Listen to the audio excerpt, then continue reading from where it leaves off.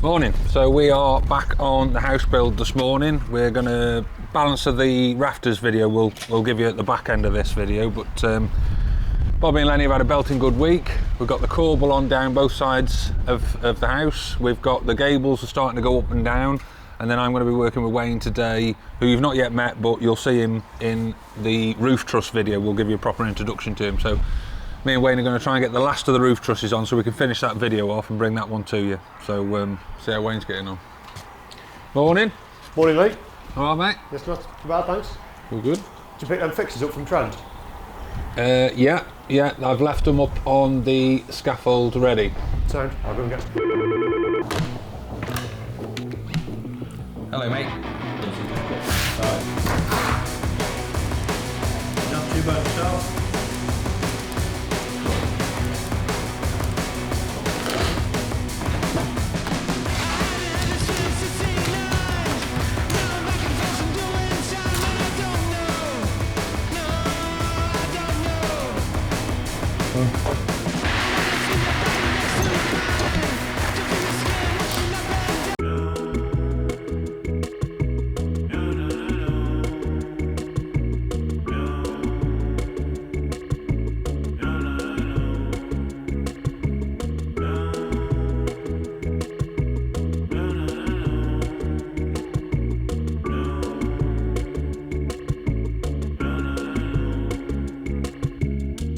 Just going to move my pickup. I'll put it the other side of your van out the road and then we can get them trusses.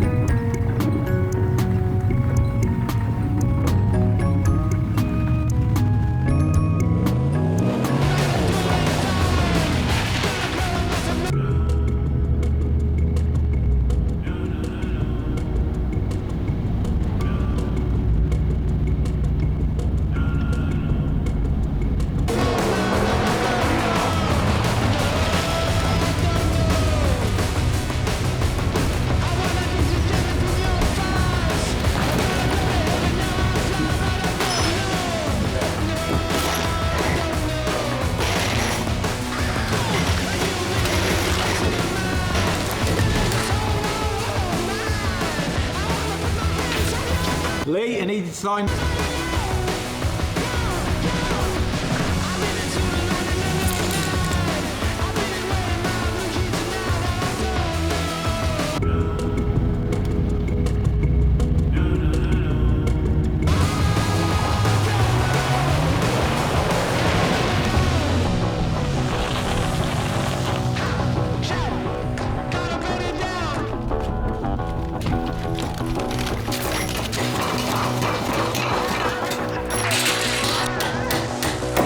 Fixings. Here, I got them here. Where have they been? They look very dry. Well, they were, yeah, I threw them up this morning before you even got here. Before the rain or after? That was after. Happy? Yeah. Sound. What one now then? Start getting that one chewed up now, downstairs. This is all done now, we've just got them valleys to do. Yeah. But we'll get that all ready for the British Monday then. Sound. So you don't need them up here then? No, I said I wanted that there. We've got the corbel, or Bobby and Lenny should I say, have got the corbel all fitted now down both sides. They've just got the gables left to build up, but they've already done the block work on them two to pretty much 3/4 of the way up. Rafters here, we've just got to trim them back, fit the last of the insulation, and then that bit's done. All the stone heads are in, all the way round now. There's only the stone set circles in the gables left to fit. And we leave the sills out because the sills, because they protrude slightly, if anything, like when they're fitting the slate or the lath or the whatever they're doing next, anything gets knocked off the scaffold, what we don't want to be doing is damaging that stone sill. So we'll leave them out, we'll fit them last. As we start dismantling the scaffold, we'll get down to a layer, we'll fit the stone sills, and then obviously we can come down again and fit the ground floor sills. So that way there's no way, touch wood, that they can be damaged. All of the attic trusses are on through that bit and that bit of the house. We've just got the infills to do where the hips are, which we've already done the one side, we've just got this side to do. That is a depressing job. I don't like that job. It's so fiddly and time consuming. I like doing the bolt work, so I like banging these on. But yeah, we've got to get back and just finish this side once we've done this end of the raised tie stuff. So then we're pretty much, once we've done that and we've got the rest of the trusses on, we're ready for Mick to come in then, felt and batten it, which will make it watertight for now, and then he'll come back, get the slate on. So we've got to move the scaffold tower up another layer to about here, so that he can on and off the roof, get them bits done, and then once the roof is on, the chimneys are finished, we can literally rip everything down and see what it actually looks like, which would be nice, because the scaffold sort of throws your eye, so you can't really get a feel of what it's going to look like yet. So looking forward to that. Smashed you, Mr. Pemberton.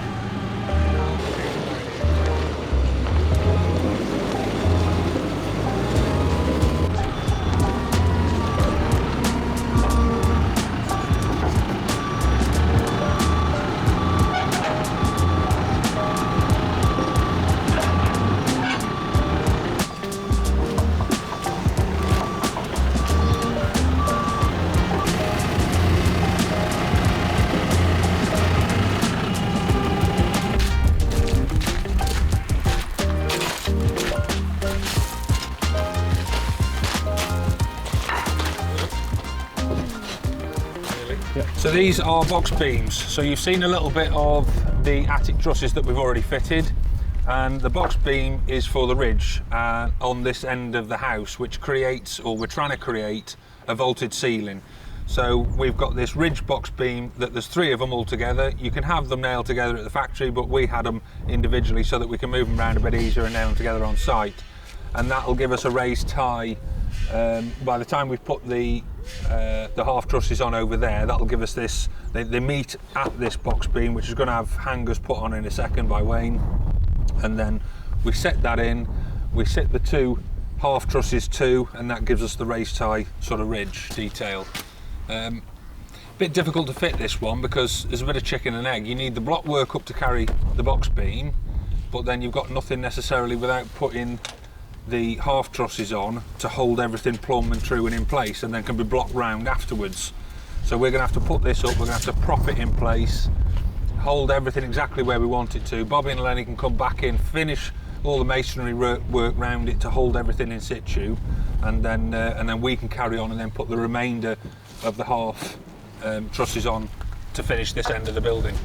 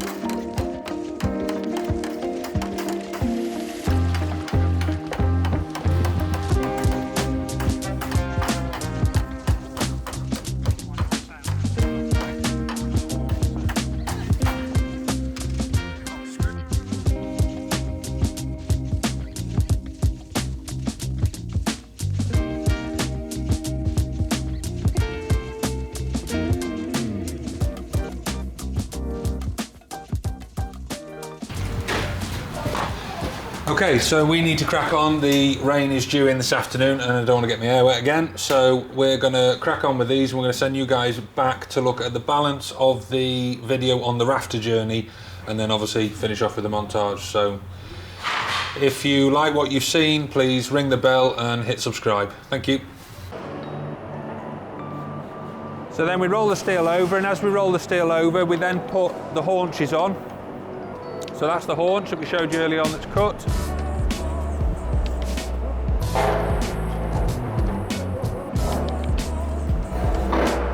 We offer it up, we get it in position, and again, we only tack at this stage the material up. So we drop a tack on this end here, just to basically hold it in situ where we want it.